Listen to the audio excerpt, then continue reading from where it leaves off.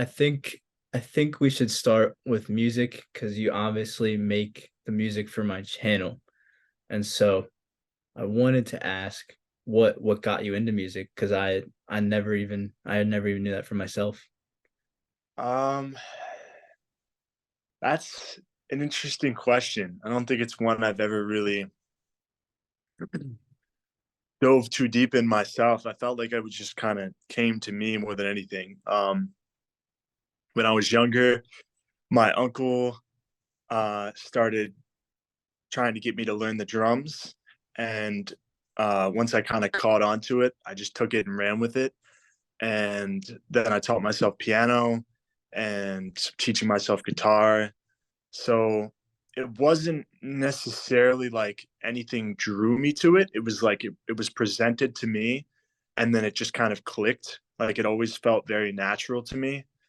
Um, so I guess the when I have a question that airs on that direction, I think the answer I always come to is why I make music. And it is my answer is always to make people feel something, um, to get them in touch with themselves through whatever the music makes them feel, whether that's, you know, joy or sadness or anger or whatever it is, whatever the music evokes out of the listener. If it evokes anything at all, then my job is done. And that's Yeah. that's what the weight of music has always held to me. It's been an outlet to just experience emotions and states of mind more deeply. And so I hope to, be able to convey that in others. Well, that's pretty beautiful to be honest. So I do wonder though, like you picked it up naturally, whereas someone like me, like even trying to find the beats in a song, even if it's a rap song where the beats are kind of probably easier to follow, I'm not sure. Like I've always even struggled to find rhythm and stuff like that. So you say it came naturally to you, like intuitive almost, would you say? Like you Yeah, pick it and yeah, it's I would there. put a word for it. Yeah, it always just felt like it was a natural way for me to express myself.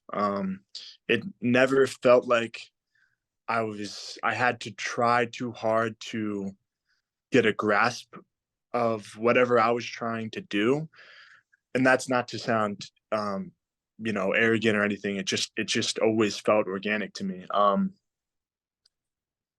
Like obviously when I'm trying to pick up a new instrument or learn something new on an instrument that I am already comfortable on, that's difficult for sure. But the overarching understanding of music felt very inherent to me. And that's just been exposed more and more as I've gone deeper into it. Yeah. I wonder if I mean, do you know anything along the lines of like, is this common in people?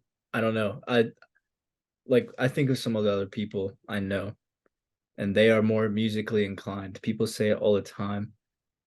I don't know how that would be in our DNA since we like it's a human made thing, but it's really fascinating to me. I'm not sure. I might have to look into that. Yeah, I don't know. And it's interesting you say human made thing because I've almost come to have the belief that music is inherently like beyond us and more almost cosmic, if you will, not necessarily the intricacies and the theory that we have created in the human form, but it's operating on this wavelength of frequencies. Right. I think that's kind of a universal thing. Um, but yeah, I don't know. It's what's really interesting about going back to what you said about do I think some people just are more inclined to get music or understand music or operate within music. Um, going back to that, I have a few good friends, you included in that, who have a very deep appreciation of music. Um, Even deeper, I would say, than people that I have come across that are musicians. Yeah. Um, People like you and other friends I have are very deep appreciators of music. And I think that's just, it exists in a different realm than participating in the music. Um, but when it comes down to engaging in it and participating,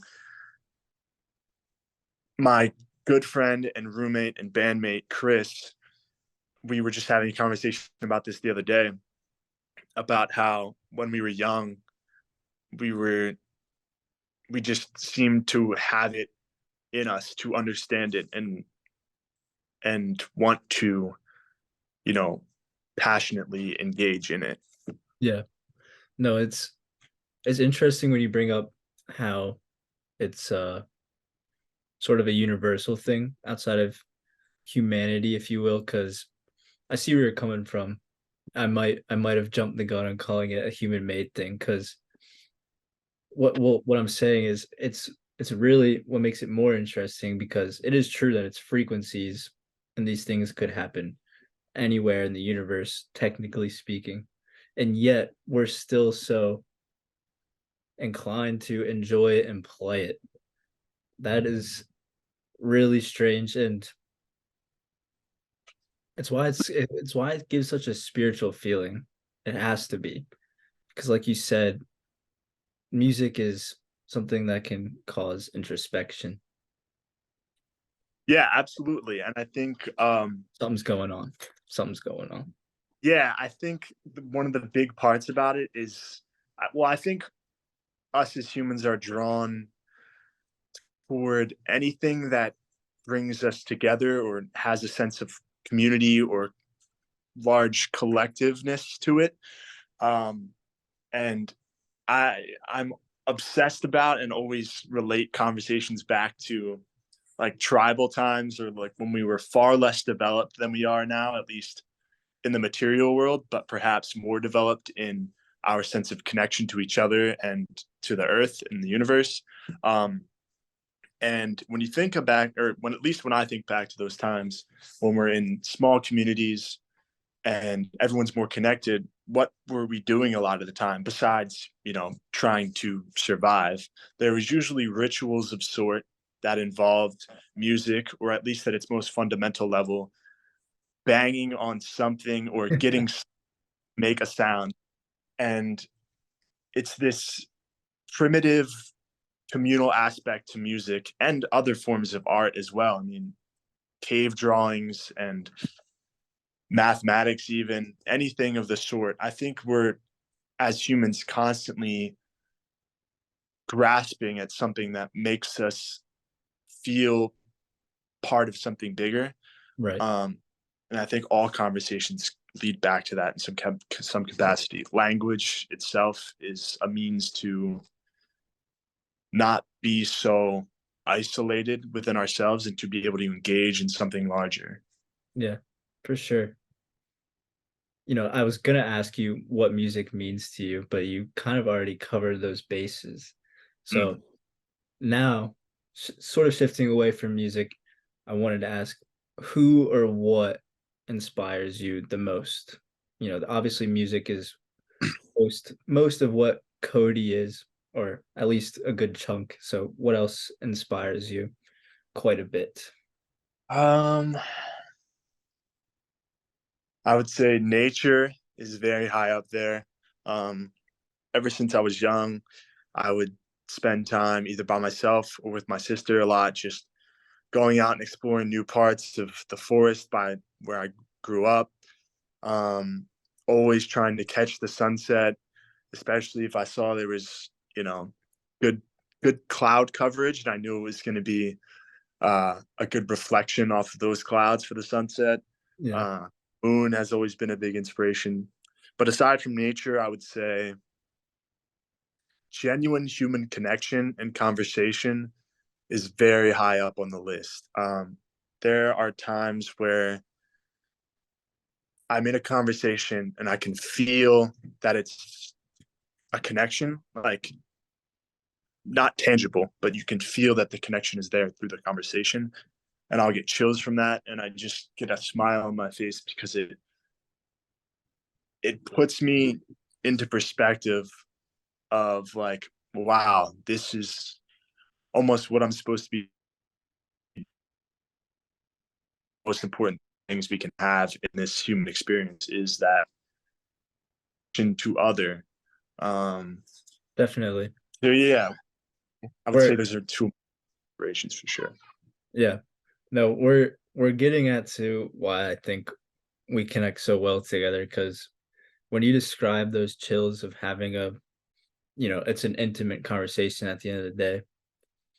And also that goes with nature. It's this very primitive thing about you that connects with me so well. And it's crazy because you were talking about early human civilization before we were developed into mostly urban types of environments.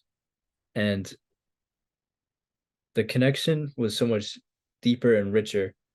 And we have this new idea of progress that really doesn't involve that at all. Um, at least, at least explicitly, I would say, if that makes sense.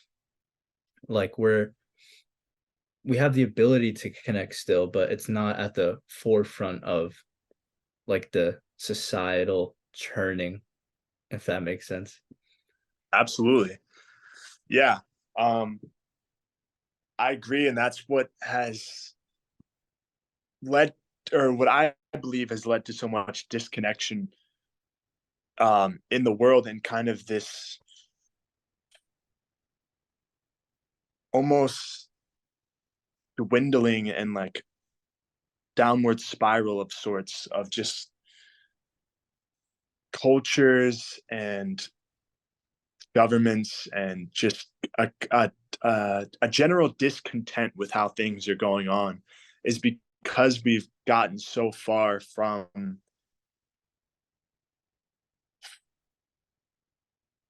I guess, like the foundation of it all.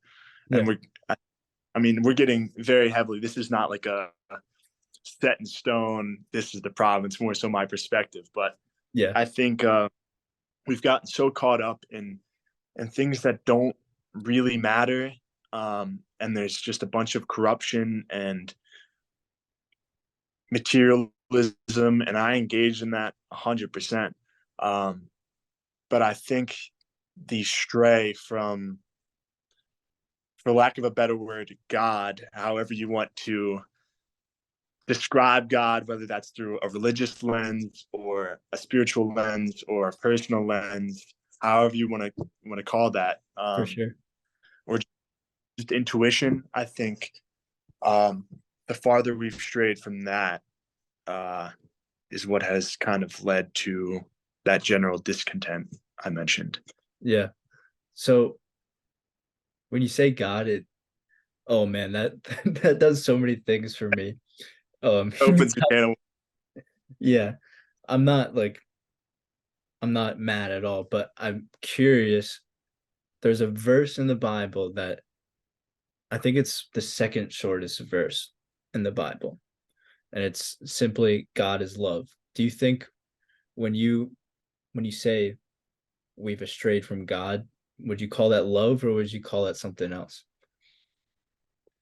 I would call it love, and yeah, I constantly am talking about that with friends, and sometimes they'll just say it's just hippie BS, or Yeah, an oversimplification or whatever. But I do think at its deepest level, love is really what ties everything together in a state of harmony. Um, because you can have disagreements or difference in perspective or any possible thing that could create tension in a dynamic between people or groups or whatever. But as long as love is the grounded place of operation, then we would be engaging a lot differently with each other in this world than we currently do. And so, yeah, to bring it back to your question, I think the straying from God could definitely be seen as a stray from love. And I would heavily agree with that personally. Yeah, no, I agree.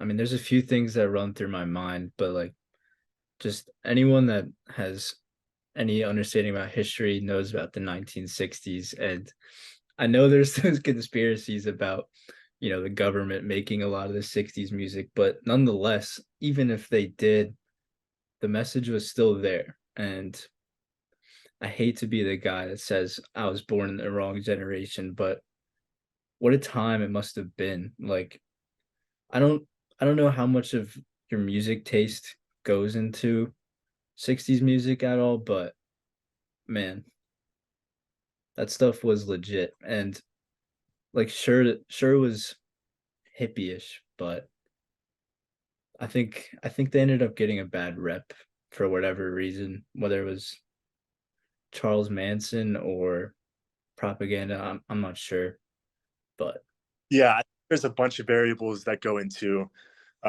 that's a whole egg to crack open and dismantle. Um, yeah, I think there's a bunch of different reasons why that was kind of discredited and put in a bad light. But I think the reason, you know, people are drawn to that music. Not everyone, but people that are drawn to it, I think, are drawn to it because it has a very raw authenticity to it, and it's very transparent. Like yeah, that's a whatever they're trying to say, or whatever is going on musically, whether it's complex or simple, I feel like that draws people in. Um, I had something else going to say about that. Um, all right. oh, about being born in the wrong generation. I think I think it was an interesting time because while I feel like obviously there was a large group of people who were really tapping into something um, important, like some of the subjects we've already talked about, um, they were tapping into that on a pretty large scale. But there was also a lot of opposition to that at the same time. Not that there isn't today, but it felt like a big kind of battle between where the world was going to go. Like there was two paths, and it was like there was this path of peace and love, and there's this path of, traditionality. I don't even know if that's a word, but almost not traditionality, if that is a word. Almost like a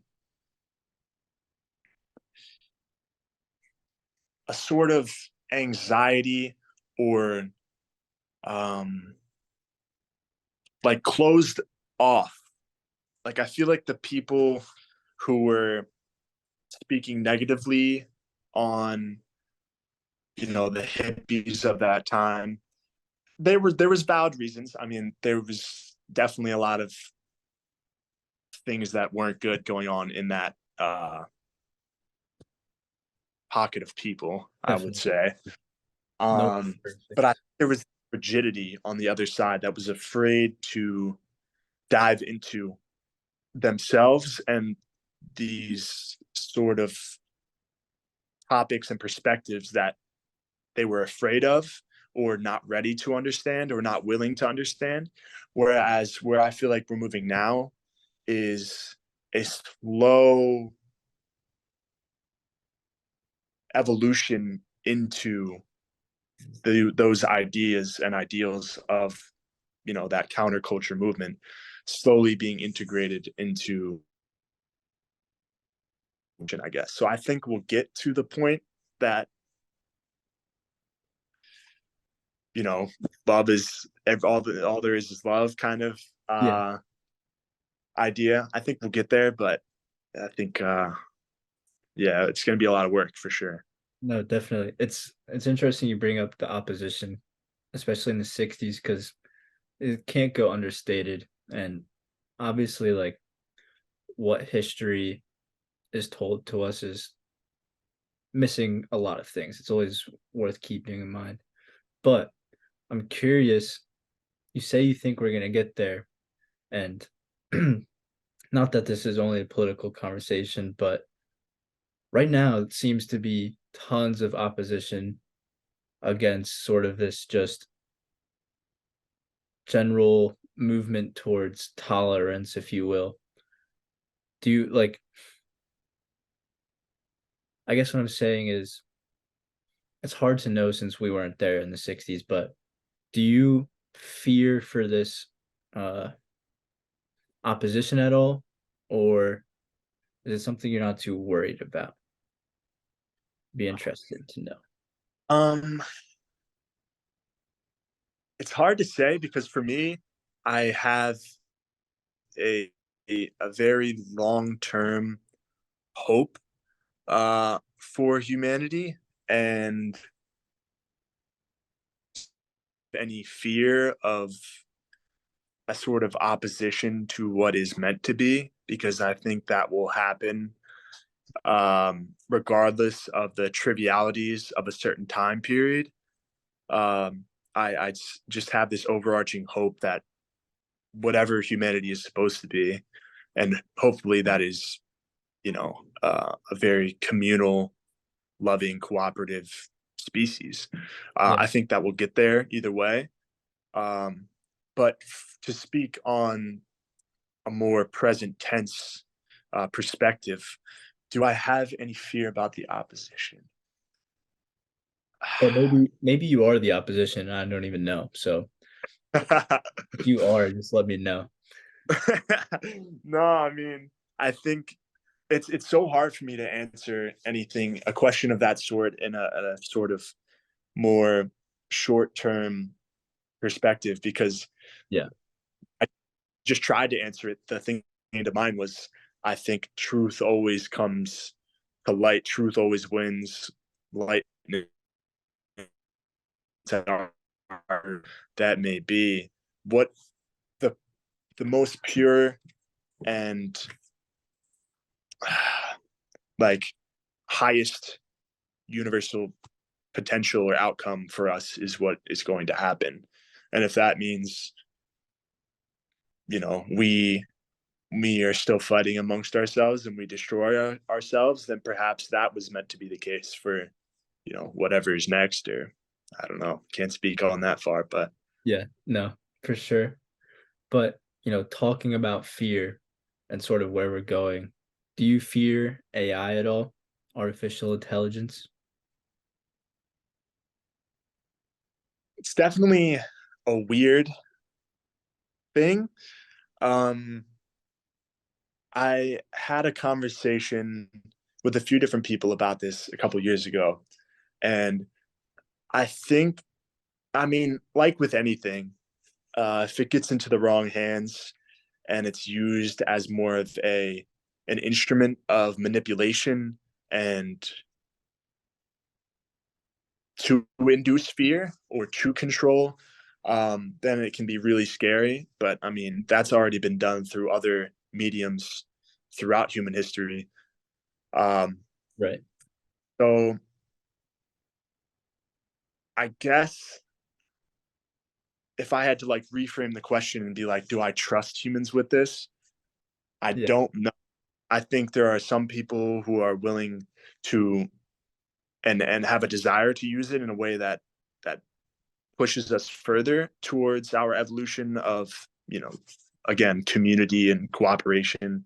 Because I could see a world where we're using AI to, take over a lot of these menial jobs that exist and perhaps get human beings back to being human beings and doing things that really matter to us and inspire us and push us to be more good to the other people in our lives and Right. just everyone in general. But yeah, I could definitely see it being used in a malicious way for sure. Yeah. No, it's interesting. It is sort of this either ultimate good or ultimate bad sort of thing. And it Hmm. really feels like we're on the edge with it as it's developing so fast. Like I'm sure, yeah. My dad is constantly fiddling around with AI. If he's listening to this, he probably doesn't mind, but he's constantly fiddling around with it and is so shocked. And it's really interesting, especially to see someone, with more than twice the life I've lived be so genuinely shocked by technology. Because for me, like I've been dealing with AI of sorts all my life, whether it be in video games, like very limited AI when it comes to NPCs and whatnot. But now it's like, yeah, this thing could wipe us out or it could be the answer. And with it, like with the possibility of, like you said, getting rid of useless jobs, like no disrespect, obviously. I currently work a useless job, I'd consider. And the possibilities there, you gotta hope that, like you said, it doesn't fall into the wrong hands, but it's already in such a select few hands. Like you have Zuckerberg, Sam, Sam something, I'm forgetting his name, but it's like these two guys and maybe a few others.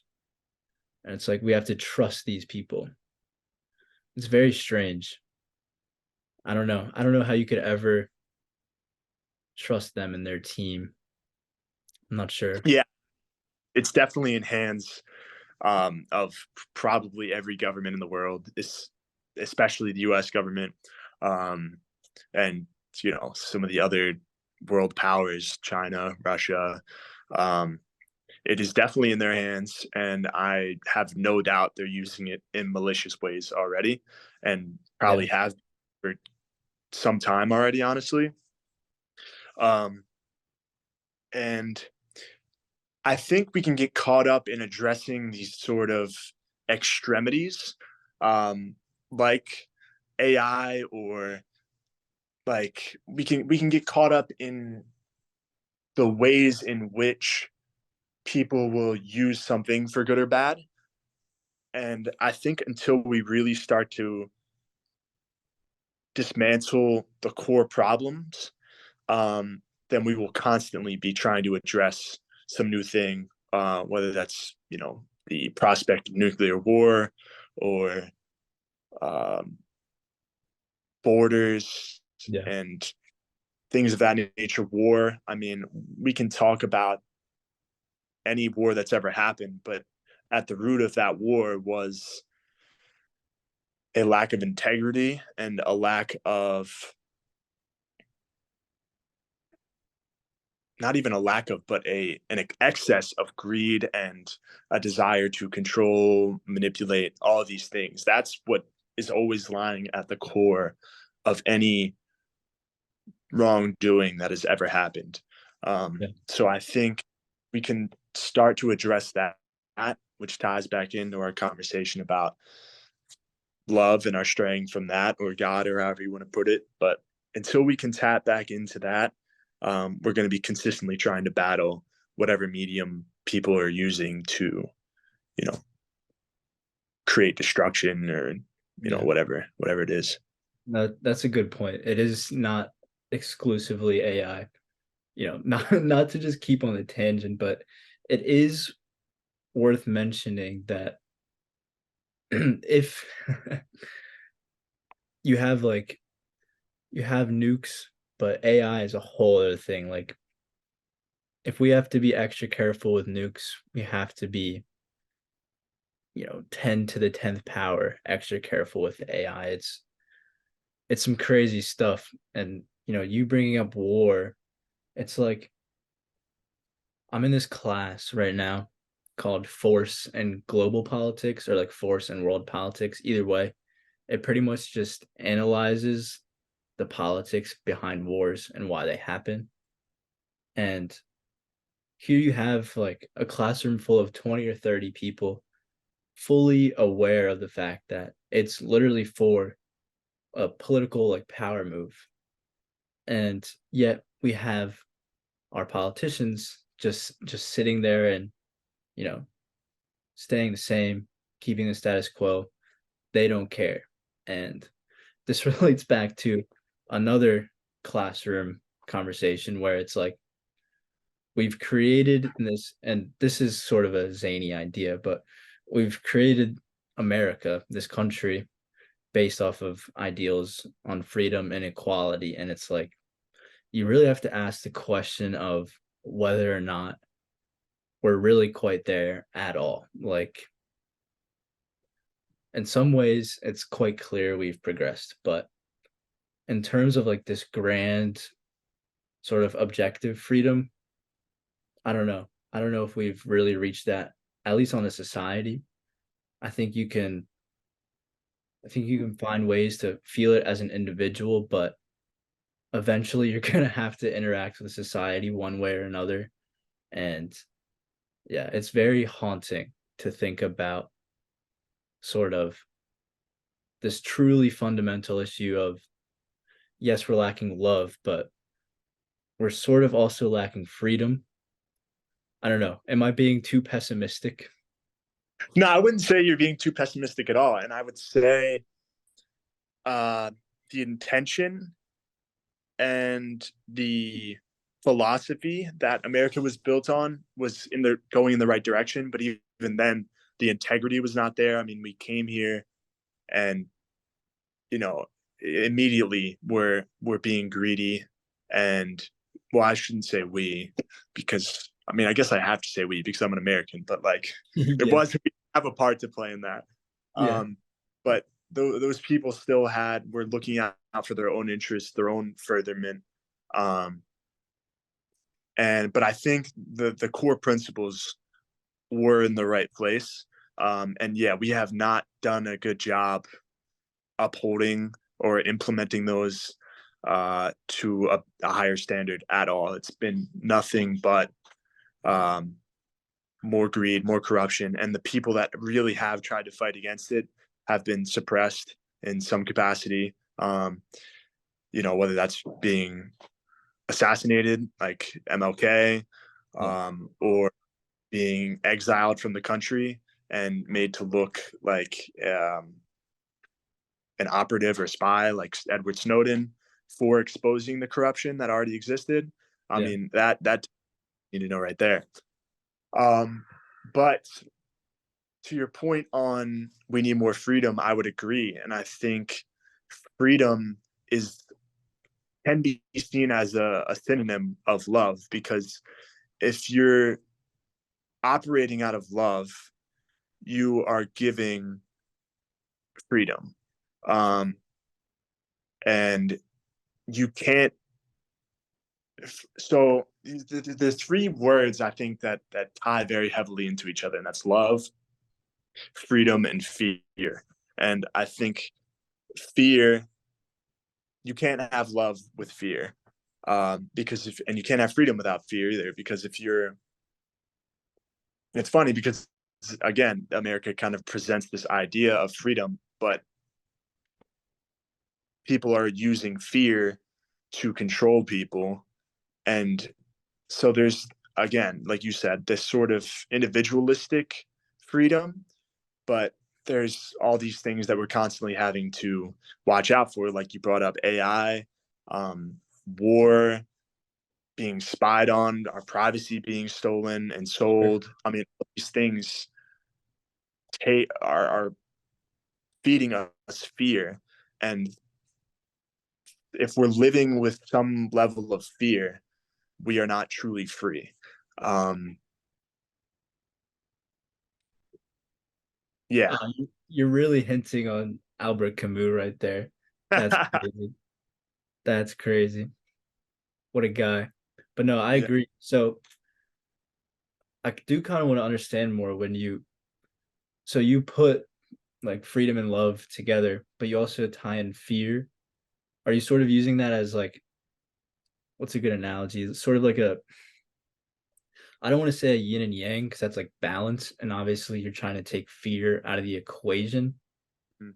But so you're saying like fear is a necessary component of this sort of like mixture in the sense that it needs to go away? Or are you Hmm. saying something different?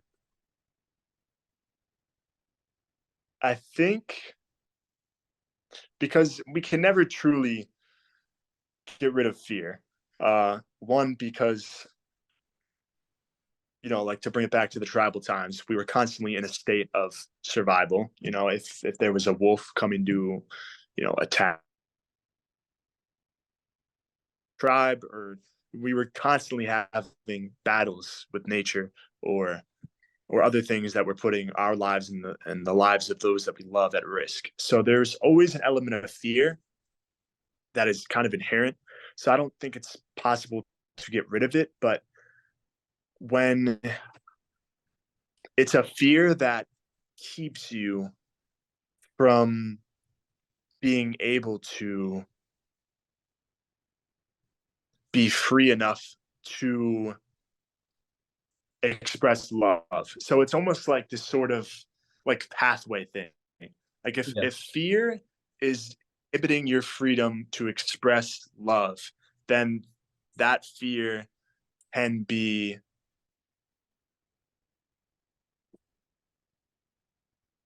dismissed, I think. So when we have fears of, like, let's for Snowden, for example. Yeah. Well, that's a bad example, but people like Snowden who have found out, blatant examples of corruption, but their fear of exposing that has inhibited their freedom to express love, and their love in this scenario being enlightening their fellow man. That is an expression of love. So the fear of what may happen if they expose this with their freedom that they should have is inhibiting love, because if that fear shouldn't exist. That fear of bringing darkness to light shouldn't exist. There should be nothing that inhibits us from exposing those kind of things. Yeah. And just as on a smaller scale, if someone, let's say, has this fear of um, a friend leaving them, or a partner leaving them, that fear is inhibiting both parties' freedom to express love to each other, or let's say in that case to each other, because when you're operating out of fear, you are no longer operating out of love. It's like you can only be operating out of one or the other. So you can, when you're having a conversation and there's some anxiety within you, or some sort of fear of something, um, when you feel that within you, you can choose to operate out of either fear or out of love.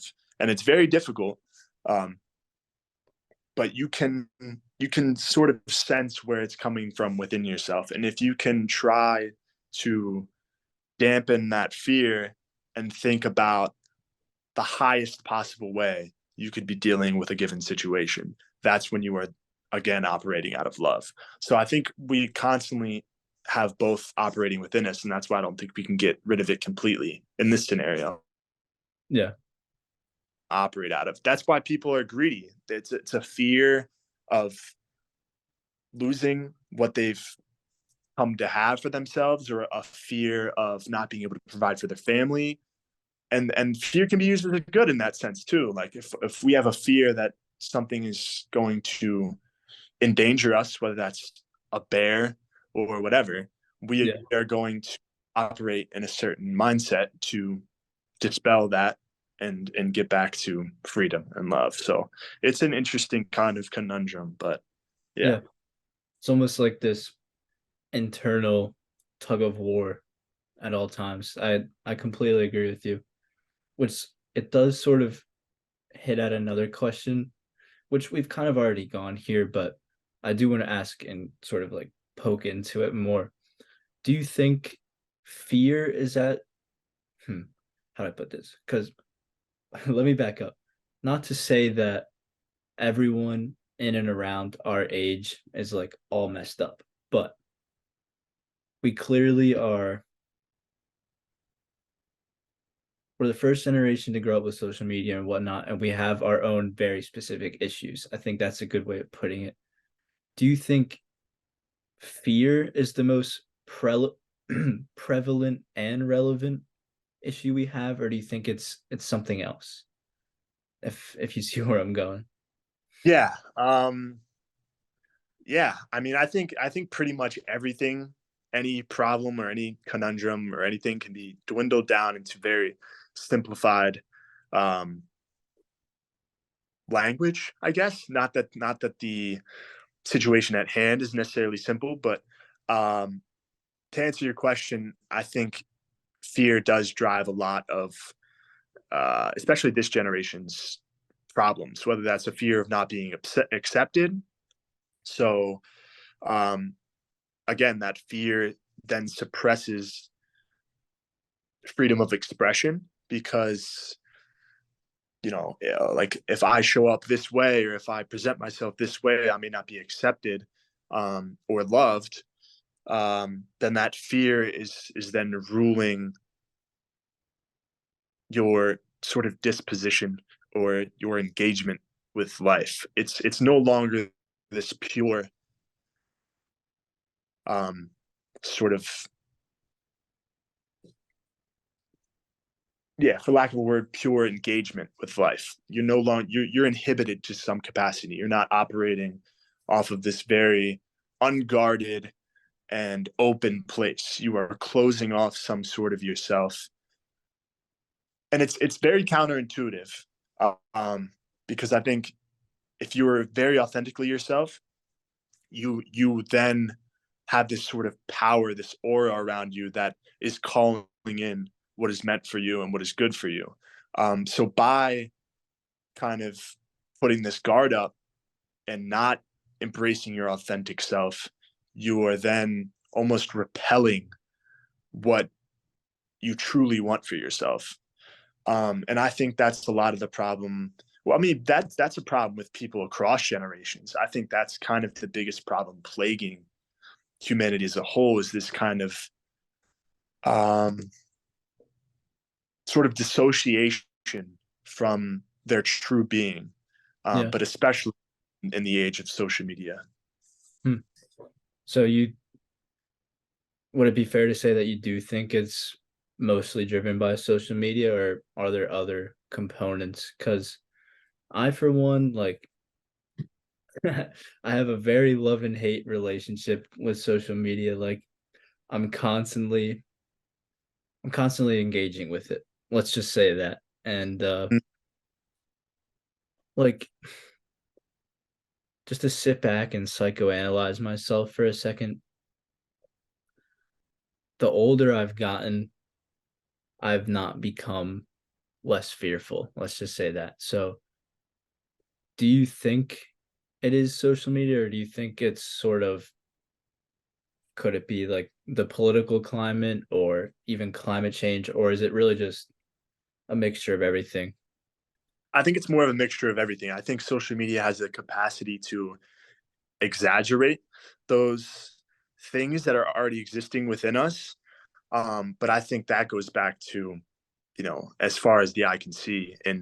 in terms of humans evolution. I mean, if you grew up in the 1700s and your mother was abusive to you, that's going to very much so manipulate your lens of reality and your desire for that could turn into a bunch of different things. But for one, it could turn into a desire um, for acceptance from authority figures, or in that specific case, from maternal figures. Um, it can cause a bunch of different things, and that's been going on forever. But to tie it back into social media, I think there, even without social media, I think there was constant dynamics were always happening. Like at school before social media, I think there was still this internal battle of wanting to fit in and this trying to find some sort of line where you are compromising your true self to gain acceptance. Um, I mean, that's what every TV show about. Yeah. Yeah, so you were talking about this sort of it's not just the social media age in terms of wanting to fit in and towing the line of the norm, so to speak. But a question did sort of float up to my mind. And, another reason why we've always gotten along is because we do like to talk about, the authentic self and whatnot. And I did want to ask because I know for me, it's through like various authors, but where did you sort of, I guess, come to learn about like authenticity, or like where did this come from? Because unless it was all you, I'm not sure. Yeah, no, that's an interesting question. Because at this point, I can't really recall. Um, I mean, I've done ever since I was probably in middle school, I was constantly looking up things of a more esoteric nature, whether that was about, Eastern philosophy and Eastern religions, or if it was about existentialism and nihilism. I feel like I've had a lot of sort of deaths and rebirths of myself Yeah, in the limited time I've even been here. So I think it's a mix of um, sort of exposing myself to different schools of thought, and then that mixed with my unique experiences I've had has led to a lot of sort of contemplation and self-reflection to the point where I kind of molded this personal religion for myself, I guess you could say, and just a unique perspective that everyone has through their experiences in life.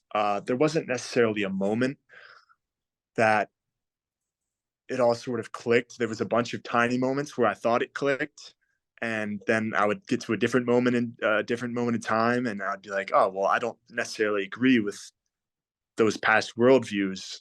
And I think that'll never stop happening, at least for yeah. me. Um, Even a year ago, I think I'm a completely different person, and then in another year, I'm sure I will be again. So I don't know if that really answers your question, but No, yeah, it does. So, I mean, first of all, just based off what you just said, I have to point you in the direction of an album called Friend or Foe by Lancey Foe. And I'm for the viewers or whoever's listening, I'm gonna put it in this corner of the screen. But he talks about sort of feeling as if he's already died and come back to life, and like he's definitely not the same person as when he grew up. So that's sort of what was fluttering across my mind. And a lot of it was like he even talks about this. A lot of it was through psychedelics, for example, but I don't think that that is, the end all be all to rebirth and authenticity. But I highly, highly recommend it to you and whoever else is out there. Like it's it's alternative rap, and he's from England, so it's definitely got a unique sound. But you should check you should check it out. It's great. absolutely, I always love your music recommendations, so I will definitely give that a listen. Appreciate it. Um, yeah, I think it's interesting because to bring it back once again to a sort of more primitive time, there was there was a lot of rituals of sorts where those sort of life markers or internal markers of death and rebirth were kind of initiated in a group setting, um, and not done by yourself. And I feel like I've done a lot of those cycles and almost ritual like things by myself. and I'm happy that I have, but I think they could be even more beneficial in that sense of community where there was like these initiations into manhood, like this transition from immature to mature. Um, Yeah. and it would be a lot of mentorship and a lot of studying under elders that had gone through everything that you have and could put things into perspective in a way that really opened up your field of consciousness. Um, and me and my friend Chris, about a week ago, we're talking about that sort of in a religious sense, and about how, because I think all religions have a good foundation and good intention. Um, Yeah. but when we were talking about when we were kids, and I went to a Methodist church for a good chunk of my life. I stopped going probably in middle school when I started to really question it, but I had went up until that point. And he had gone to um, a high school. I forget what religion it was, maybe Catholicism. Yeah. Um, but we were talking about that and talking about how you have to know how to put these pretty profound ideas in a way, present them in a way that can get through to who you're trying to present them to. Because again, I think a lot of them across religions have merit and have, you know, um, a lot of good things within them that can be sort of integrated into your life, whether you believe in the religion or not. Right. So when people are presenting these ideas, yeah, you have to know how to kind of present them, for lack of a better term. But I think when you're existing in a community that has a deep understanding and knowing of each other, you then intuitively understand how to present that in a way that will get them to truly understand the depth that they hold. Because even something like putting your ego aside, for a child to understand that is very difficult, because they have such a limited perspective that they almost can't wrap their head around it unless it's put in a way that touches them, eh, and almost like puts them in a different pair of shoes.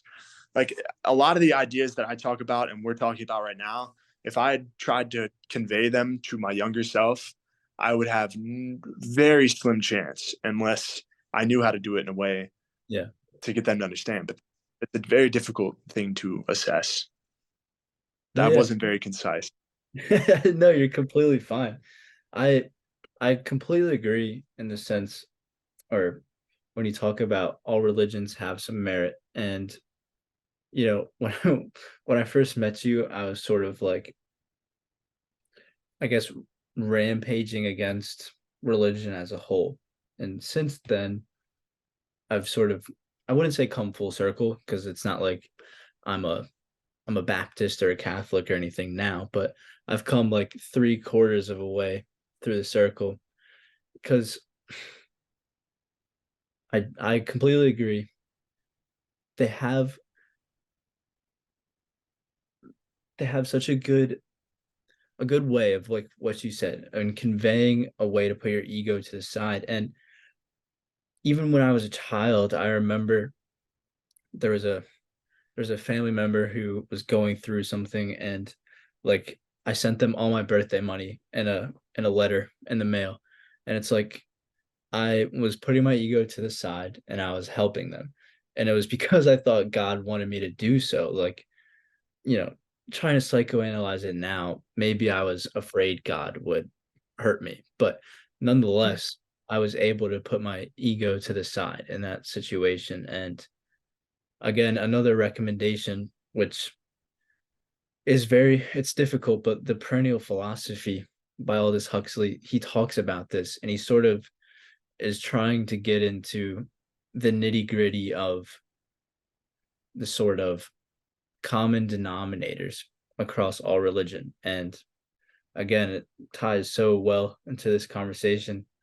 Most of that is love and putting your ego to the side and really realizing, and again, a very, very hippie sentiment, but like the oneness of everything that Mhm. going on here.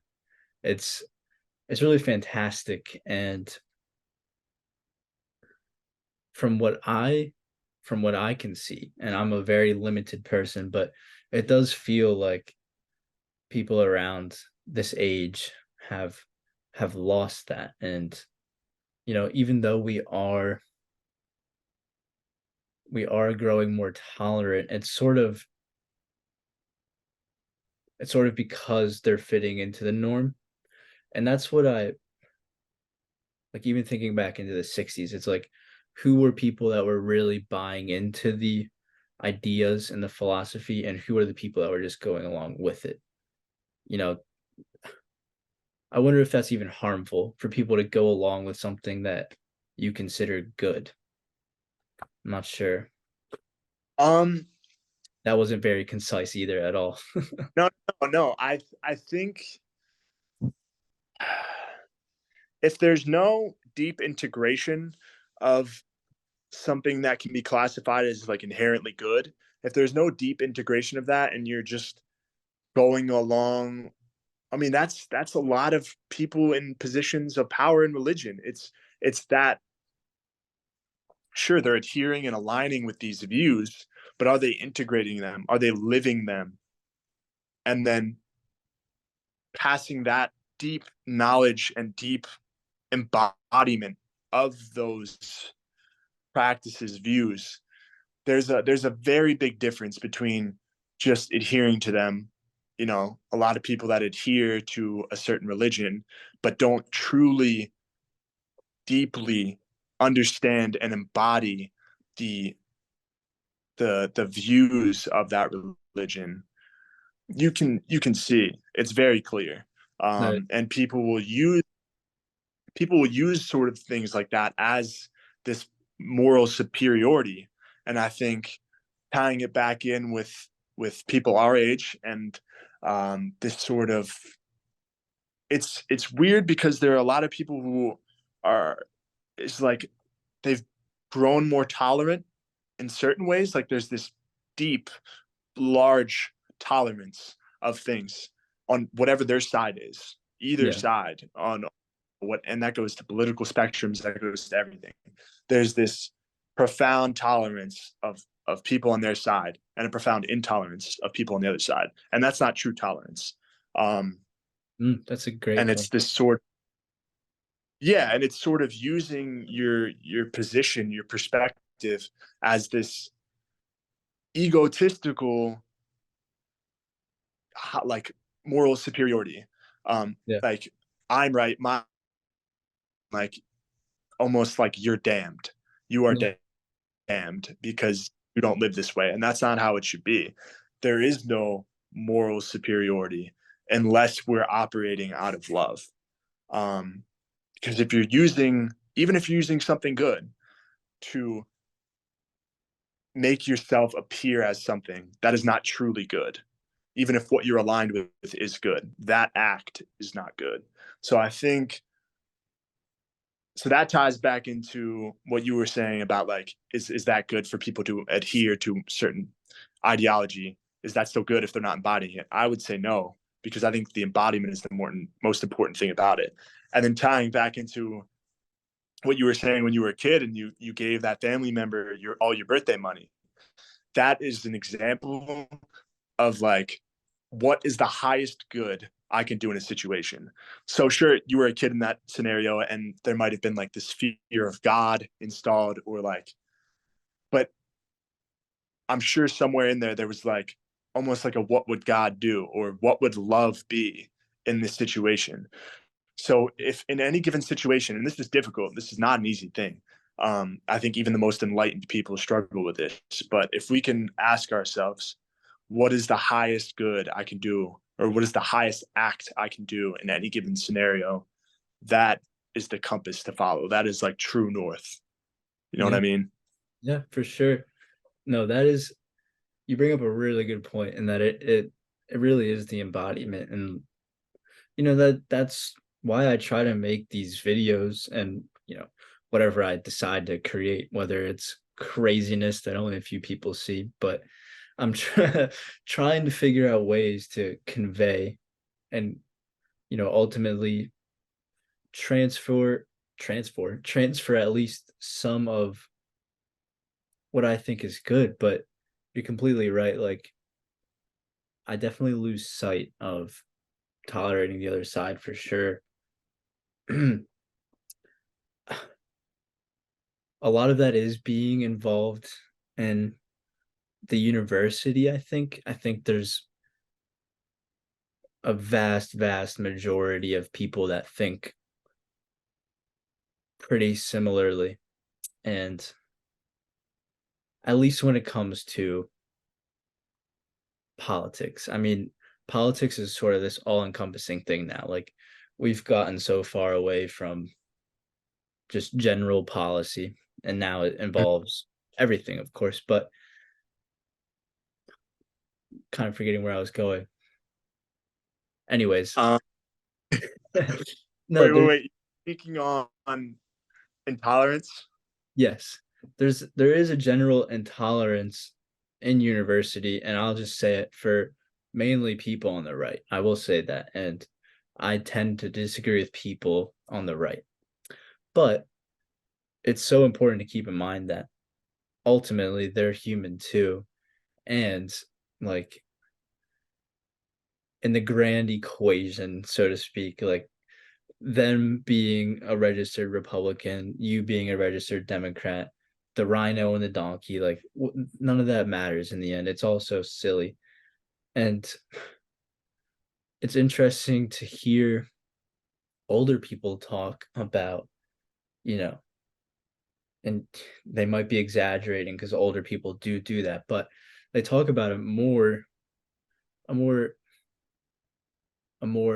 community filled community, if that makes sense. Like, they talk about knowing someone that runs a small business and going there and being with their friends and just all all connecting and integrating with each other. And we've really lost that through various ways. It's so interesting. But yeah, that point of intolerance you said is that's really opening my eyes right now. yeah, and I think the biggest and that, this is another thing that I don't is not to say that it's easy, but like you said, to remember that they're human and whether their reasons are valid or not, people have reasons for why they feel a certain way, think a certain way, believe in certain policies, and that varies very widely. Some people like grew up very sheltered or limited by the perspectives available to them, and so they just kind of fell in line with what others believed because they didn't know anything different. Right. Um, if you, hmm, yeah, I mean, there's just a million different possibilities of why people think certain ways, and instead of just neglecting a certain thought pool or dismissing someone for their views, what this world truly benefits from is conversations with people that you do not agree with on a foundational level. And if that conversation can remain calm and cordial and intelligent, then there can be a lot of growth that happens and a lot of valuable information that comes out of it. A deeper understanding of one another, even if it's just with two people. But if it can get, that's why podcasts have been so successful Yeah. because it's showing this conversation of ways like some sort of difference in opinion. Um, to people who align with our views, then this world is just an echo chamber, and then everyone exists in their own echo chambers, and nothing ever gets solved. But I would say specifically for the left in today's climate, this there seems to be this desire for, peace and unity, but at the same time, there's this like cognitive dissonance because Yeah. there's not openness to just listen. And it's not even just on the left either. I would say it's probably close to equal on the right as well. But a big problem is that there's just not many outlets for people to have that conversation, whether that's an unwillingness to speak to people who have differing views, or, there's just not run ins between these people. It's hard to say. Um, but I've been saying for quite a while that we need to bring back Socratic seminars on like a community base, and have discussions and debates and dialogue, open dialogue, uninhibited dialogue. And that's where it gets hard, because in order to have dialogue like that, you have to let your guard down. Because if you're on defense, and if you're just being defensive the whole time, nothing's going to get accomplished. And that comes back to being able to put your ego aside, being in touch with love, God. It's if we truly want change, it really does start on an individual level. And it Yeah. starts with being responsible for yourself and how you are engaging with the world, how you're engaging with other people. And that means engaging with people, how you engage with people that don't agree, don't share the same views. We need to treat them all with love, or else it's all for naught. Right.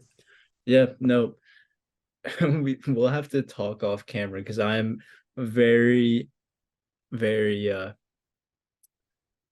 I'm blanking on the word, but I want to bring back Socratic seminars with you. We've got to figure out a way. But something as you were talking was coming to my mind. It's like, long story short, there are tons of people in uh in this world with hate in their heart, no matter what.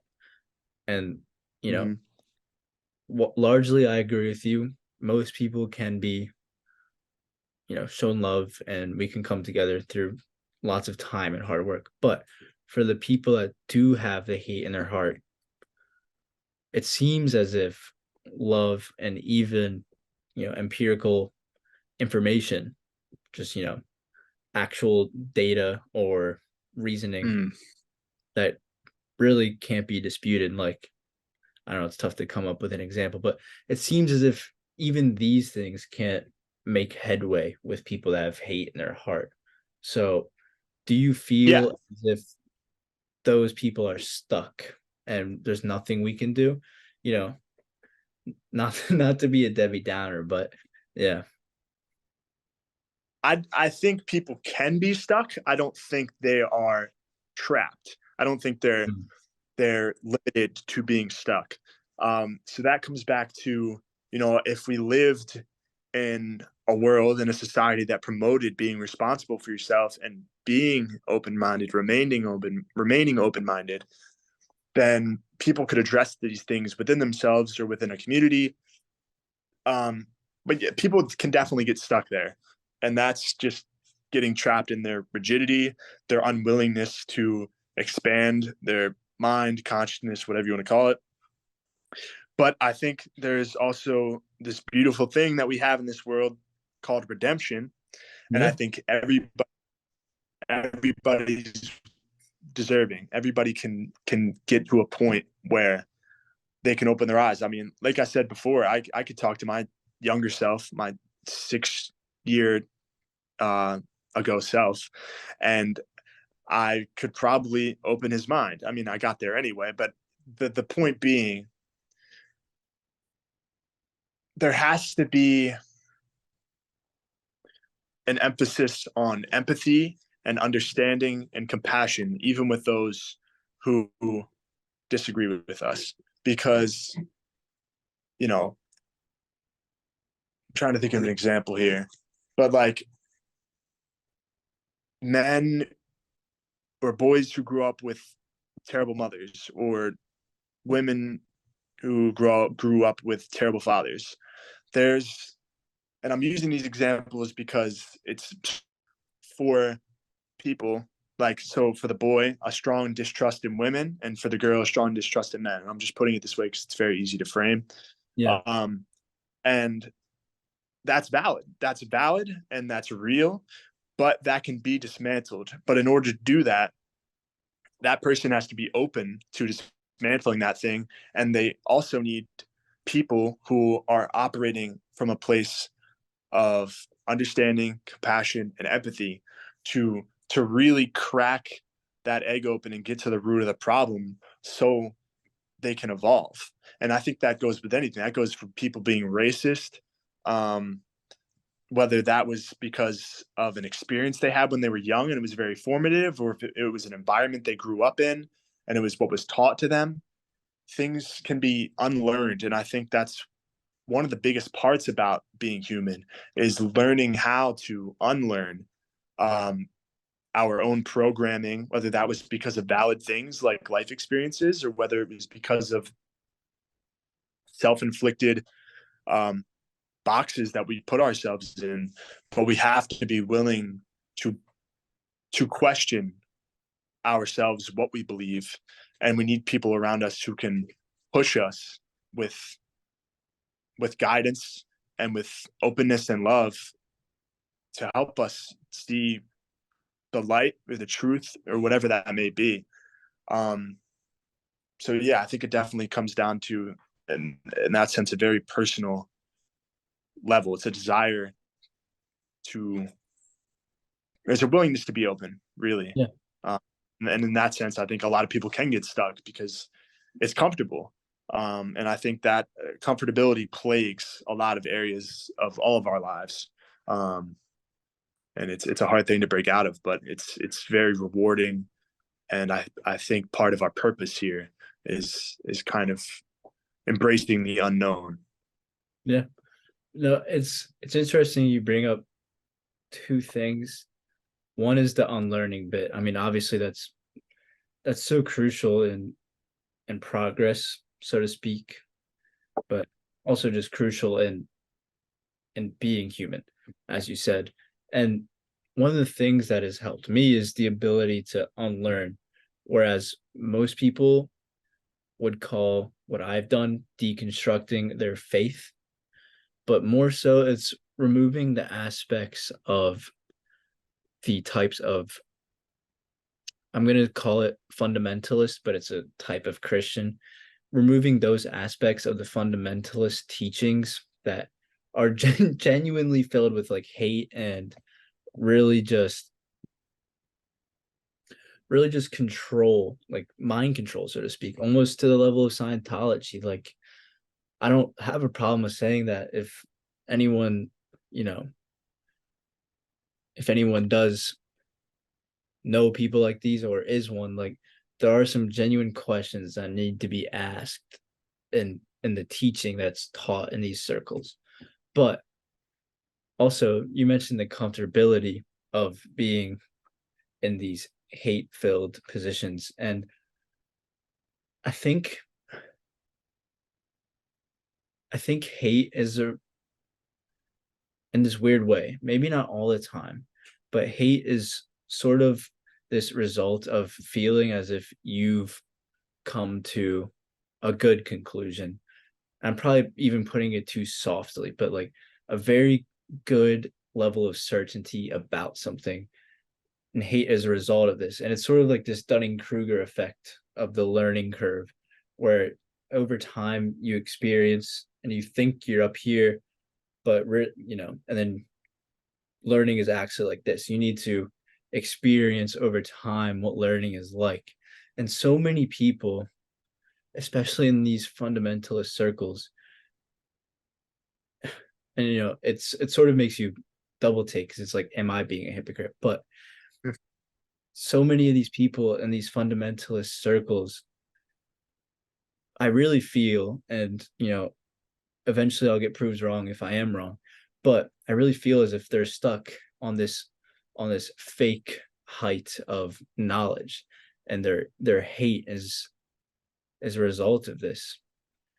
It's interesting, but sort of moving away from all of this, I did have one final question, which I think a lot of people our age can maybe benefit from. And for people like me, especially who have a tough time of like letting go, especially in sort of social situations, what types of things may you recommend? Or if you have nothing and there's no hope, fair enough, sometimes that is the answer. I wanted to touch on that last topic real quick because I think even those people who are operating with such a ties back into Mike, am I here? Hold on.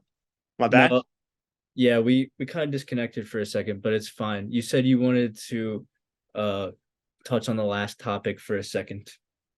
Yeah. So even people with that visceral hate in their heart who are adhering to teachings that are based around um, control and hate.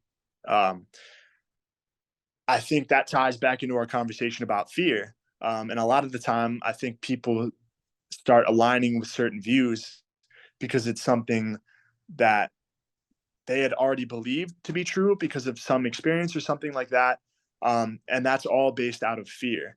It's and there's this rigidity to it. There's this because of the fear that is existing within them, they are perpetuating these thoughts. Oh, I had such a good analogy for it. Let me see if I can track it real quick. It's all right. um,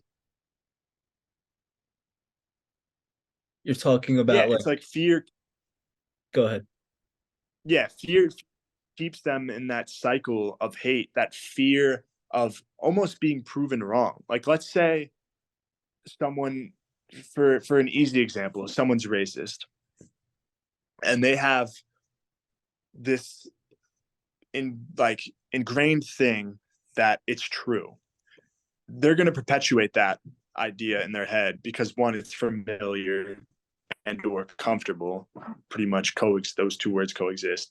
Yeah. And there's also this fear that's going to be proved wrong. It's this lack of openness, this unwillingness to be open to an alternate reality and a better reality, honestly. And so they keep themselves in this rigid, hate-filled box. And those people are not happy.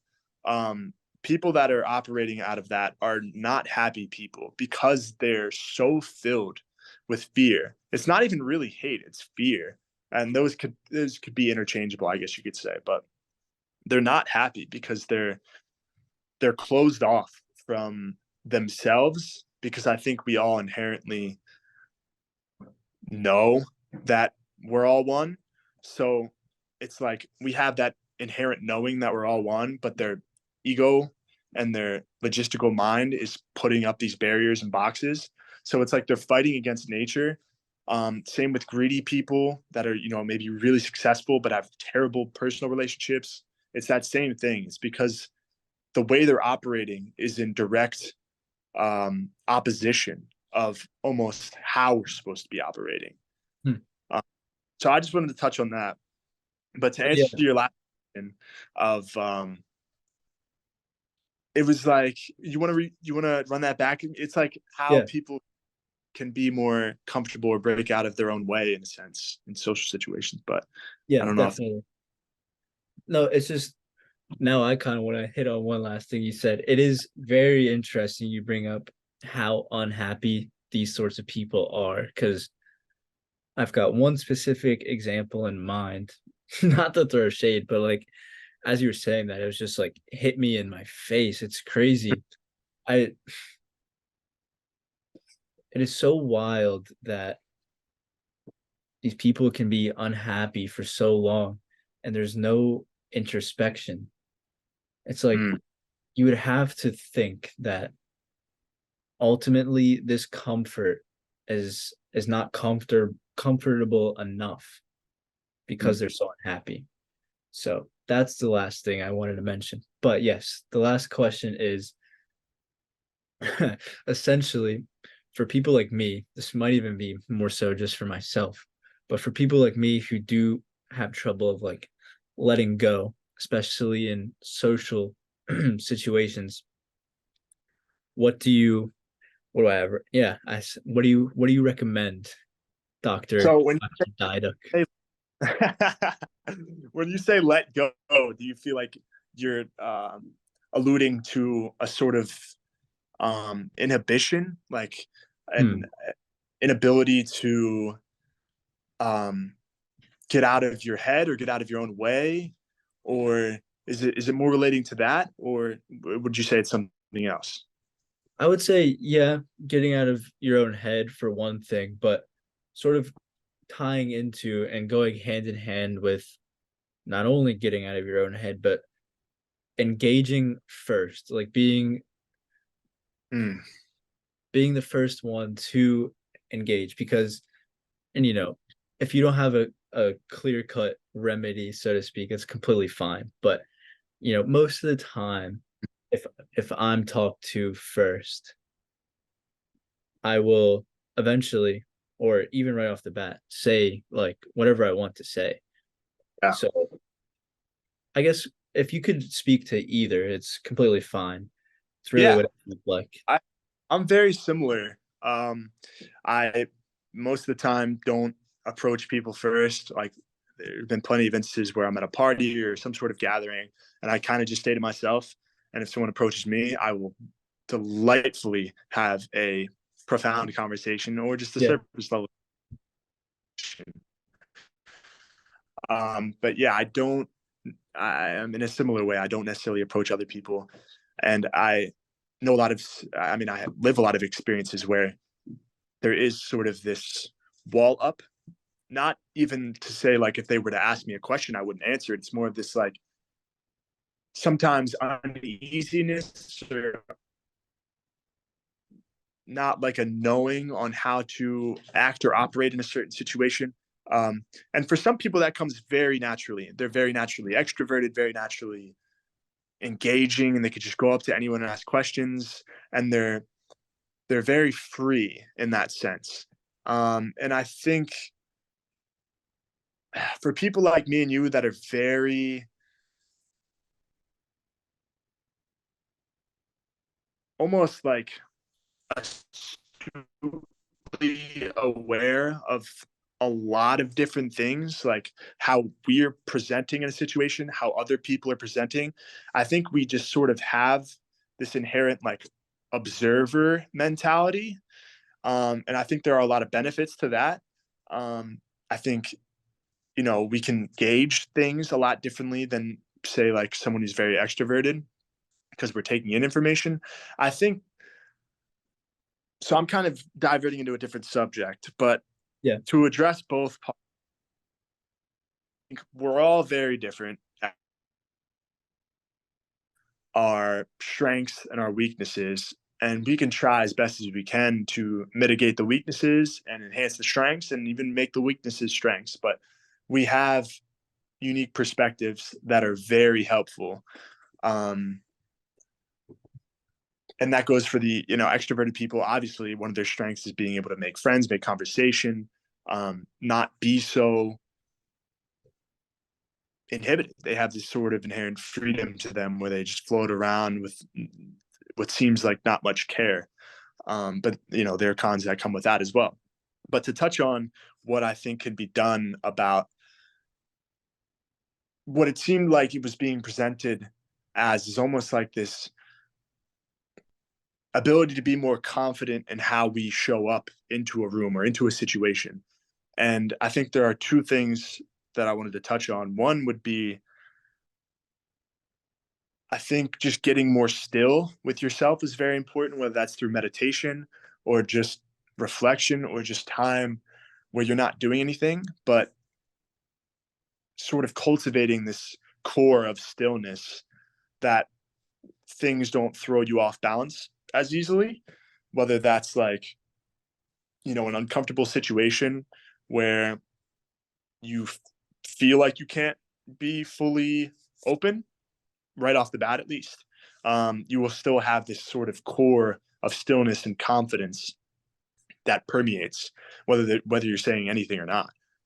you're confident in how you're showing up and how you and what you are, honestly. Um, and then I would also say trying to dissect anything that feels like it's an inhibition to our freedom of expression. So sometimes you're in a situation and you might notice you're worrying about what am I doing with my hands or whatever it may be. Yeah. What the way that I'm talking, is it being concise enough, or am I getting my point across, or am I coming off stupid, or whatever it may be.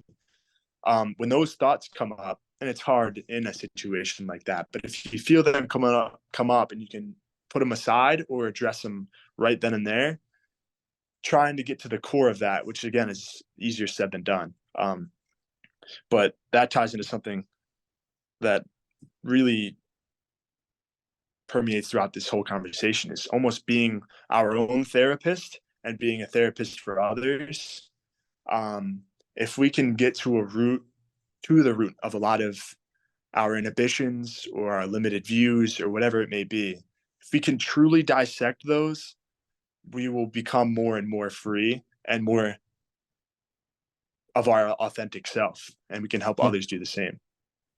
No, yeah, that was very eloquently put. I mean, the thought about what am I doing with my hands just resonates with me so much. So yeah, that was helpful. And I do think the even not just it being, a remedy to fix the problem, but just knowing yourself is a good one. I mean, that's why that quote, know thyself, has been around for so long.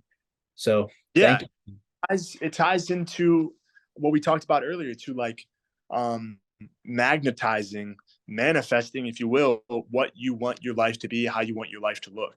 And that starts with, how do I want to be? What do I want to be? What kind of person do I want to be? And that has to be very carefully dissected, because you can get caught up into, oh, I want to be, you know, rich, or I want to dress a certain way, or this or that. But if those are based on the ego, if that's based on getting acceptance, then you're not heading in the right direction. You have to actually tap into what you want to be, what kind of person you want to be, how you want to show up, how you would like to engage with the world. And when that's coming from a pure place, then yeah, it ties right back into that. It's you show up as authentically as you can, and everything else falls into place. And that which is not meant for you will be that much clearer. And then you don't even have to engage with said people or in said situations. There's this very confident knowing that you're on the right path. Yeah. And that's yeah, when you know you're on the right track. Yeah. Well, thank you, man. I really appreciate it. Yeah, man. Thank you. Of course, in all seriousness though, I really do appreciate you putting yourself out here for me. I really enjoyed this. It was Yeah, great. absolutely. And we've had so many conversations like this off camera, Yeah. and it's fun to